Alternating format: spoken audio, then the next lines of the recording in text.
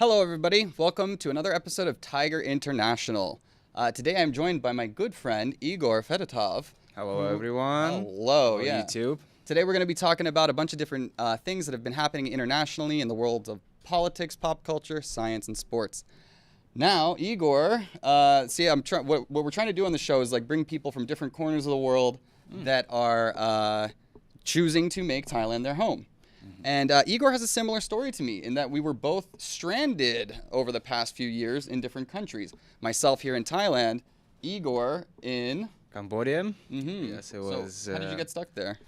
Went there for volunteering, trying to do some good work, and in the middle there, while I was doing it, things happened in the world. Everyone got sick, and because everyone got sick, I couldn't go anywhere, and I decided I will live in Cambodia for 2 years. You worked, you volunteered at an orphanage, right? Is that it during that time? That was an orphanage with HIV positive kids. It was a very good experience in a way to know the disease and also know the kids and culture too. Yeah, that's great. And now how long have you been in Thailand?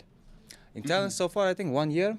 1 year, yeah. So far so good? Yeah, I love it. Yeah, man. It's like, come on, people fall Best in love place so to be easily right now in this time. It is, man. So anyways, like we go way back. We've known each other for years back in China. And it's nice to be reunited here in Bangkok and still have some old friends. All right. Well, anyways, let's get into some of these stories today. And we're going to start off a little more dark and hopefully get more fun later on. But let's start off with some international news from the United States. Let's begin. Now, in Nashville earlier this week, Tennessee, there was a school shooting. On Monday, a mass shooting occurred at the Covenant School in Nashville. 7 people, including the shooter himself, 3 staff members, and 3 9-year-old students were killed. The rampage began at 10:11 a.m. on Monday morning, and it was over by 10:27, when the perpetrator was gunned down by responding authorities. The weapons used in the shooting included a legally purchased AR-15 style rifle, which has been a model frequently used by mass shooters in America. In response to the event, both political parties have trotted out their typical responses to what has become a horrifically commonplace event. Democrats have called for stronger gun control regulation, with Joe Biden saying we have to do more to stop gun violence. It's ripping our communities apart, ripping the soul of this nation, ripping at the very soul of the nation. And we have to do more to protect our schools so they aren't turned into prisons. Now, Republicans, on the other hand, have seized on the fact that the shooter was transgender and instead are focusing on the mental health aspects of the issue. Congresswoman Marjorie Taylor Greene tweeted after the event, "How much hormones like testosterone and medications for mental illness was the transgender Nashville school shooter taking? Everyone can stop blaming guns now." So, this has become a very common event in America. Shootings, particularly school shootings, tragic. This particular shooter was a former student of the school in question. So we have to wonder what kind of trauma. It was a Christian school, which typically has not been very friendly towards the transgender identity. So there is likely some trauma involved for him to want to target that school. What I want to ask you, Russia. So, by the way, you said Russians and Americans can't get along. In Russia, I know there's gun culture in Russia. How does that play out over there? First of all, my condolences to the relatives and the friends of this accident. That's the first thing. And second, Russian gun control is by the time. So I didn't been there for the last 12 years. I'm gonna speak about Russia 12 years ago. And 12 years ago, the gun control it was I would say under control. You can get it like under the table. You can buy it from the black market. Sure, there's always black market. But do you have these kinds of events, like these public shooting events? I do remember 1 or 2 happened. There was a guy, he grabbed a bunch of rifles, he went to school and he started shooting. And it was all related mostly to bullying, which is, I think, most of the cases of this gun shooting. It's the people bullying each other and making feel not... Societal outcasts, basically, are typically the ones who are at threat of performing these terrible actions. But, and no country is immune from it. It is interesting because you saw the two political sides arguing about it. I think both of those sides are worth exploring. The gun control, the availability of guns is an issue, but so is mental health. And you know, you can prevent a lot of these things by addressing a lot of the mental health issues before they develop into, you know, Yes, these stories. Also, like if you look at the statistics these days, it's showing that the highest death ratio for kids eats the guns. Yes, that's true. Like in children in America, the leading cause of death is firearms. Yes, and the second, if we look, and it's mental health. Suicidal ratios are still there, and people are fighting for it one way or the other. It's true. They otherwise taking their own lives, or they're taking lives of the others. And that's the thing, right? Suicide rates are hurt by the availability of guns, because many people who might attempt suicide might fail in other methods, but with a gun, it's a pretty guaranteed method to end your life. So the availability of guns allows people to make that rash decision that is permanent. So ever increasing issue in America and, you know, in the world. A lot of people have to deal with this. At the same time, I don't think the problem is actually the transgender. My personal opinion. Sure. We shouldn't look at the transgender as they're the only. It's only like 3 cases out of 2,000, more than 2,000 cases of shooting. There is 3 cases of transgender. All the others 2,000s are not. That should be mentioned. They are a very insignificant statistical factor in this discussion. So the focus on the transgenderness of this is a little bit of a moot point, I think. It's just a crazy person, right? That's kind of what happens. At this point, it's as usual, one side and the other just start blaming everything. It's the normal stuff. One side trying to protect the gun control, and they blame anything that can possibly blame, any kind of under the rock they find dirt, they will just bring it out. Let's not get too political here. So anyways, let's move on to a more fun story. We can start laughing now. It's a very tragic story that we started with. But we're on to something a little more fun. Now in Amsterdam, some enraged Dutch prostitutes are planning to protest after Amsterdam officials told British tourists to stay away from the city. Earlier this week, the Dutch capital launched a campaign which aims to discourage British zombie tourists who visit the city for sex, drugs, and alcohol. Prostitutes who work in the city say they plan to protest against earlier closing times and plan to move them from the city's red light district to larger erotic centers on the outskirts of Amsterdam. Their anger comes after the local government launched a campaign video featuring a staged mock protest of British tourists. In the video, Britons are warned such behavior could lead to a criminal record and reduced life prospects. Amsterdam City Council said in a statement that the campaign will commence in Great Britain, aimed at males in the age category of 18 to 35 years.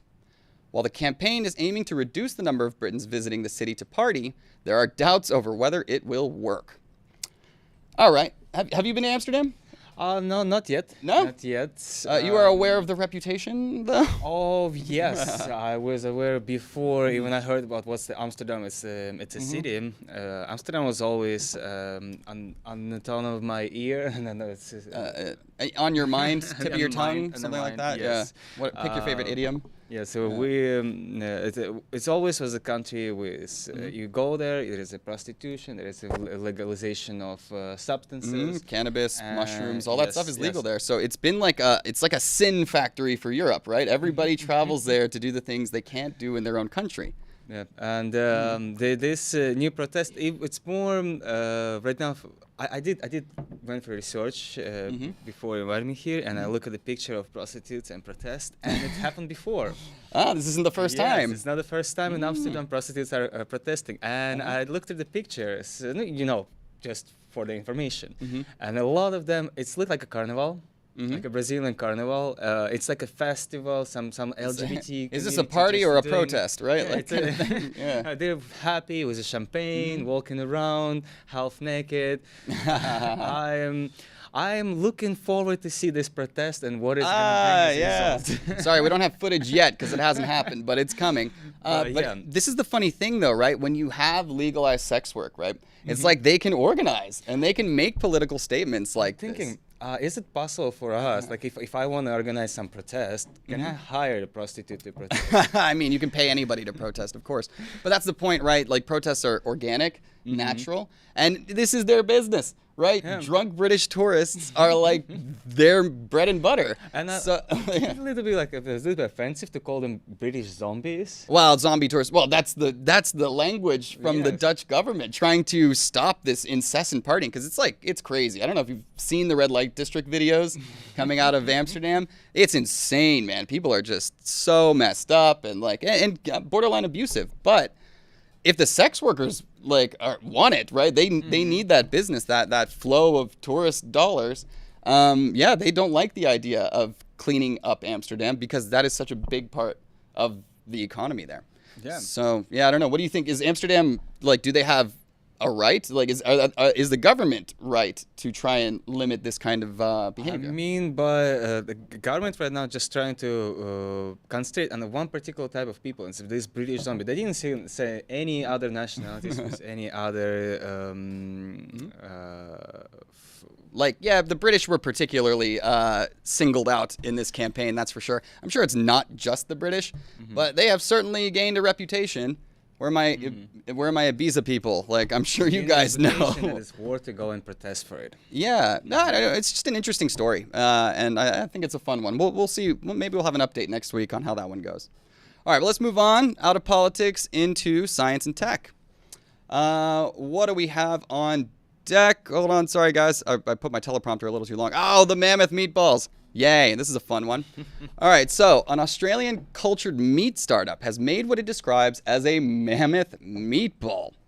According to the company called Vow, the purpose of the project is to draw attention to the potential of cultured meat and move people away from meat eating in an attempt to make mealtime more environmentally friendly. The meatball is set to go on display Tuesday at a science museum in Netherlands. And the meatball's name is slightly misleading because this faux meat is not designed for human consumption. I think we're going to have to wait for the Bronto burgers too. I don't think we're going to get any Flintstones meals anytime soon.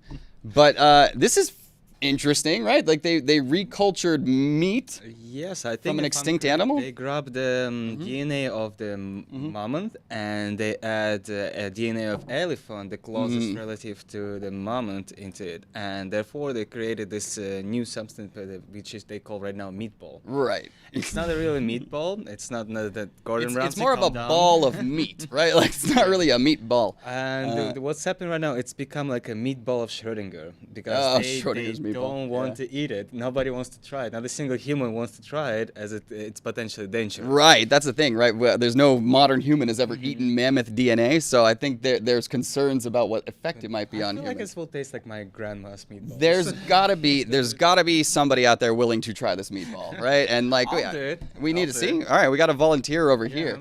But yeah, I think it was very expensive to produce, so I think but that would be a really great. That's good YouTube content, I would say. I could see that clickbait meatballs. What would you guys? Would you eat the meatball? I don't know. I don't think I would run and that if risk. you eat meatball, what you will use it to? Like, will you make it with a pasta, or you put it on your sandwich? How Nice would you like to ragu. use this meatball? Something like that. All right. Well, anyways, off of science, let's get into some tech news. And this is where I've brought in your expertise. All right. So The Last of Us is finally coming to Steam. Last of Us Part 1 is the latest console to PC port to badly stumble out of the gate, with players reporting multiple issues dragging down its visual performance, if not crashing the game altogether. Now, The Last of Us creator Naughty Dog acknowledged the problems in a tweet on Tuesday and said developers are prioritizing updates to resolve the problems in the coming days. It's still a terrible look for a prestige franchise and studio. The Last of Us Part 1 launched on Tuesday, capturing plenty of interest following the conclusion of HBO's 9-episode adaptation, which aired on March 12th. Players have reported problems with The Last of Us Part 1 ranging from general performance straining their CPU, to crashes to desktop, to freezes, and even strange cinematics where the characters are dripping wet for no reason. Funny? Now, Last of Us has been huge in the news lately because of the TV show adaptation. It's been huge even before the TV show and the gaming community. But that's the thing, right? Now there's this crossover, right? Because it was huge. It was always huge in the gaming community, but now it's big crossover appeal. And because of that crossover appeal, a lot more people are going to be buying this game, especially now because it's available on PC. It used to be a PlayStation exclusive, so PC gamers were not able to play. Oh, they took another exclusive from us. We both are PlayStation geeks, and it's not a big deal when we lose the exclusive, especially like if it's a big deal like this, Last of Us. We more prefer people to explore it. But yeah, if you're a new gamer and you never heard about Last of Us before, you just start watching TV show and you see that's on Steam. Don't buy it today. Don't ruin your experience. Wait until maybe 1 week or two for updates to come out, and then buy it. Yeah, like it's insane, right? This is like one of the $70 game. You don't want to buy something that full just price, works. like established game, right? Like this is already like it's been remastered. It's a 12-year-old game now, something like that. It's an old game. So what is going on, guys? Like you are a big, massive production company. You have the most, game, and it's like it's the it show right now. It's super zeitgeist. So for them to falter, to stumble, like right now is such a missed opportunity for Naughty Dog. This is not the first time happening. Actually, most of the time when we switch from console to the PC, it's the performance is one of the highest issues in the beginning because the console, don't forget, they built in a way that you know what you get. Everyone has exactly the same standard console. Everyone has exactly the same standard CPUs, RAMs, and video cards. When you go to the PC, the developer has one PC, and I myself at home have completely different specs everywhere. They cannot predict what I have, what kind of specs I have, and therefore they're missing. Right. Maybe a lot of these bad reviews are coming from like 12-year-old computers, right? I'm looking forward to these developers the independent developers who are gonna put different mods right now on Naughty Dogs, the Last of Us, and we'll see a different ways of the Spider-Man running. Oh yeah, mods. Last of Us, that's always a fun part about PC stuff. And that's how they fix the games. Indeed.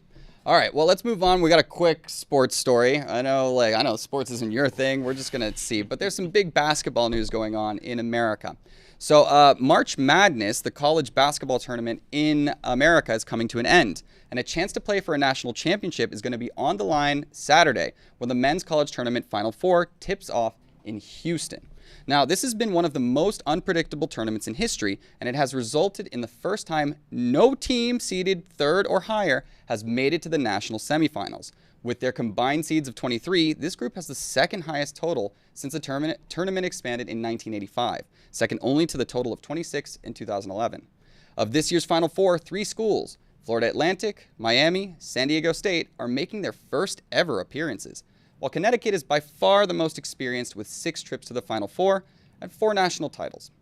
The men's Final Four will take place on Saturday, April 1st at NRG Stadium in Houston, as number 9 seed Florida Atlantic takes on number 5 seed San Diego State, and number 4 Connecticut plays number 5 Miami.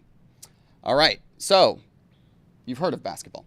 It's a ball and it's going to basket. All right, so let me. I'll use this to explain what March Madness is. So in America, basketball is broken down into you have NBA, that's a professional league, but college sports is like a religion in America, right? If professional sports is commercial, college sports is belief. All right, people really, really care about their college teams in America. So this is a big, massive tournament, giant brackets, and everybody in America makes picks about who's going to end up the winner. And there's like there's been like a billion like a fantasy. Yes, exactly. Fantasy. It's like you're making picks about which teams are going to win. I think Warren Buffett puts on like $1 billion prize if you get it right, because nobody can ever get it right. And it's insane. And so this year has been an especially crazy year because it's the first year ever that a top team, there's 4 number 1 seeds going into the tournament. First time ever, nobody in the top 3 is even in the Final Four. So it's been nothing but big upsets like this entire month, which is very unusual for this. So get ready to hear the final news on April Fool's Day. Oh, which yeah. can be true, can be not true. It's why did you choose in the finals on the April Fool's Day? Yeah, well, it's not the finals actually. This is the finals before the finals. Final finals four before the finals. leads to the last two. That's the What championship. do they call it? Semifinals?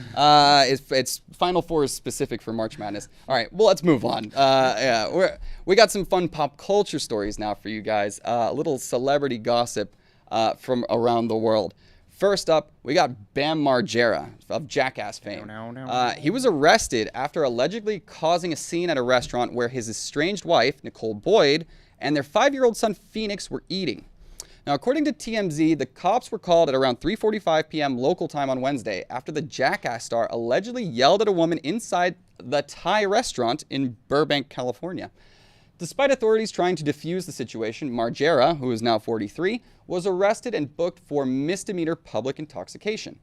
In an Instagram live video taken by comedian Evan Breen, who was also at the restaurant, a visibly upset Margera could be seen storming in and out of the restaurant.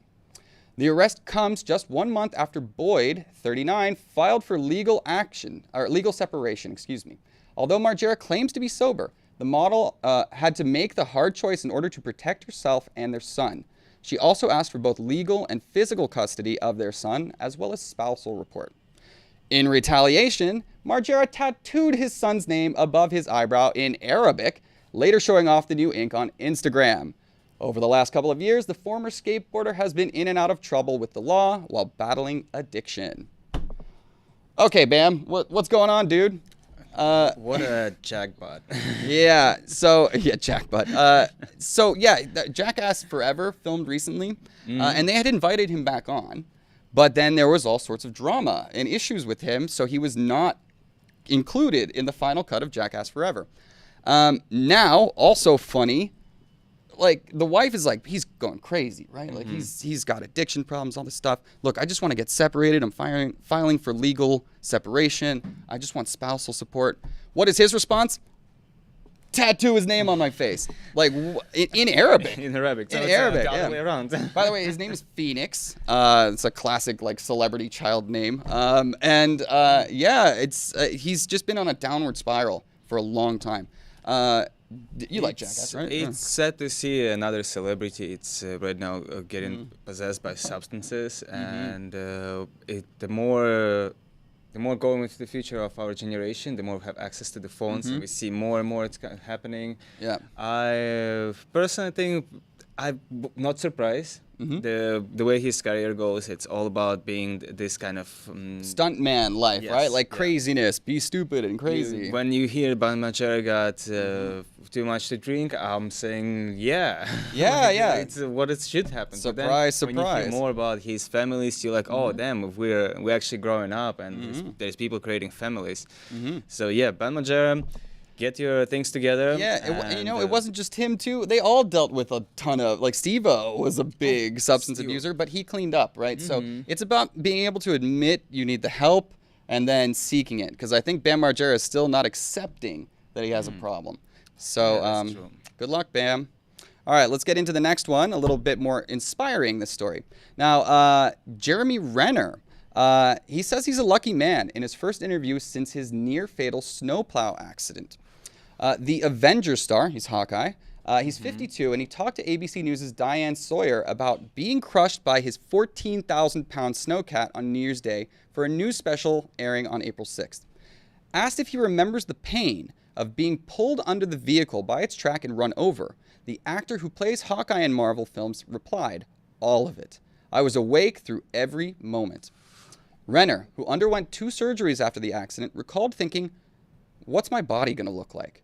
Am I just going to be a spine and a brain like some science experiment?" Footage of his recovery showed the great strides he's made. Over the weekend, he shared a video of himself walking on an anti-gravity treadmill. He's been documenting the journey step by step on Instagram. Nice. That was scary, dude. If the person survived the snowball, he deserves to be on the Marvel movies.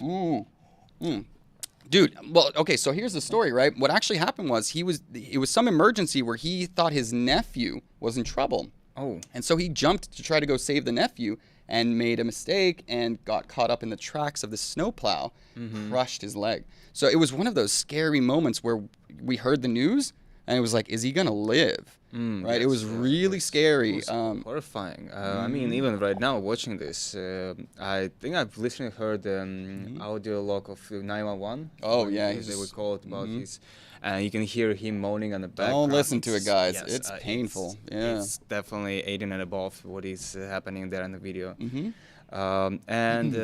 I'll say that this man is just the strength that he have and the will to live a snowplow, guys. Imagine it's the luckiest thing is that is snow under him. That's what the luckiest. Yes, that is lucky. I didn't think about that. Yeah, snow being under there makes all the a rest. There softer is impact. no luck at all. I mean, he still has his leg. Like that's the thing. Like it's still there. I thought they were gonna lose it. Great. completely. I saw this interview that once you spoke about. Yeah. He looking like he always looked like an actor, like a Hawkeye. He even did the interview. If you saw, he's got like a shorts. He's got shorts on. He's wearing like short pants, so you can see his leg. It's a little skinnier. But man, it's good. Good story. So like, keep it up, like Jeremy. We're still keeping the same Hawkeye. We're not changing it. Well, let him. We won't see him for a little while. All right, last story today. Gwyneth Paltrow. We got some trial news. Again, related to snow. And there's resolve. So Gwyneth Paltrow appeared in court earlier this week to defend herself in a lawsuit over a skiing accident. Now, the incident occurred in 2016, and Gwyneth and the plaintiff have both presented different versions of events. The man suing her, Terry Sanderson, alleges that Paltrow was skiing behind him, which implies his right-of-way, and that she turned to watch her children skiing, collided with him, and then when he was unconscious, she skied away. He claims the crash has left him with brain damage that has led to severe declines in his cognitive functions and daily activities. A witness has testified to these claims. Paltrow, however, alleges that Sanderson actually ran into her, and that after asking if he was okay, which she claims he said he was, she continued about her day skiing. Her legal team also alleges that any health issues Sanderson is facing are likely caused by his advanced age rather than the collision, as he is now 76 years old. And I wrote this yesterday. There's an update today. Gwyneth Paltrow is not guilty. So it was resolved. I was waiting for the result, right? But couldn't see it. No, I was just going to talk about it because I think it's a funny little story. I think in the graphics we show like there's a recreation of the crash. Oh, yeah. It's so they're funny. kind of like grabbing each other and going forward. Yeah. It's that time of the year again. It's another trial. Last year was Johnny Depp with Amber Heard. Well, that was more of a thing. Like that's why this is funny, right? That was celebrity on celebrity. This one is like, all right, if Gwyneth Paltrow was at fault here, right? Why would Gwyneth Paltrow not just pay him, right? She's got Marvel money, right? Like that. She's got Goop money. Good God, you know about her Beautyland products, man. Like Gwyneth Paltrow is a bit of a wild one to me, but she's got tons of money. So if she thought she was right, or if she thought she was wrong, why would she fight it, right? She wouldn't try to fight it. She would just pay the guy. So she believed she was right, and now she was proven right. And I think the way she proved, it's also goes controls to this guy. I think it's going like he was making weird noises. He's like going at her, and when they fall, he's like keep grabbing her and all this stuff. So we'll see how the guy gonna survive after this trial. Yeah, well, I mean, This accusation is very serious. Well, no, she was found not guilty though. So No, like, it's not for the guy right now. Excuse me. She's right now saying that he was the one who. I'm rubber, you are glue. Yeah. Got you. That's what I'm saying. Cool. It's another this celebrity trial sitcom. Yeah. Previously. Well, I'm sick of talking about Gwyneth Paltrow, so I don't think we'll have any updates on that. But funny little story.